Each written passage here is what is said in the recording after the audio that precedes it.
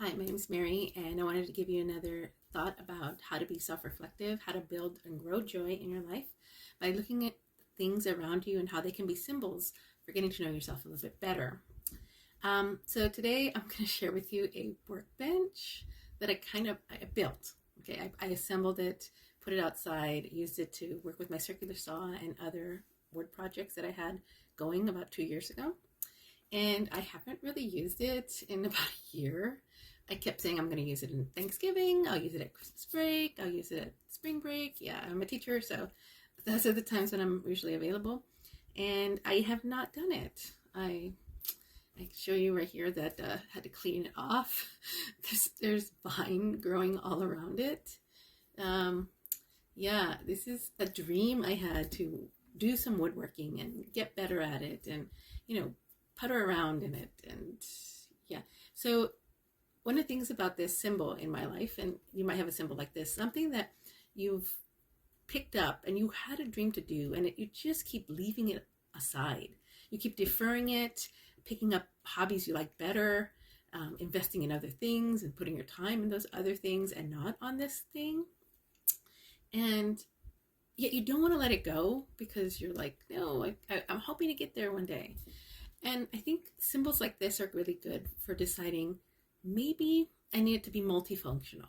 Like, I'm really thinking about pulling this bench aside. You can see that it's like leaning and it needs to be shored up because it's not going to survive the way it is. Definitely got to put a coat of paint or stain on it so it can manage the elements outside. But I can make it multi-purpose so I can use it for other things, not just for the woodworking. And I'll probably be happier. Maybe slap a coat of paint on it, and it could be like a place that I put things down when we go outside to eat or do things outside. But sometimes we pick a project or a topic or a thing, a hobby of some kind, and it takes up space. And space in our life's a big deal. Clutter in our life's a big deal. And commitment is a big deal. And sometimes we commit to a hobby that we don't actually give it time, but it still sits as a commitment in our minds, and it can make us feel overwhelmed and must be a symbol of failure. So you might consider looking at that this week. Something that you have around you that you want to do it, but time has shown you don't want to do it, or at least you're not as committed to it as you thought you'd be.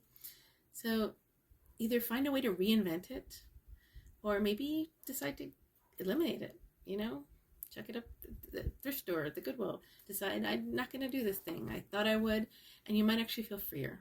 Okay.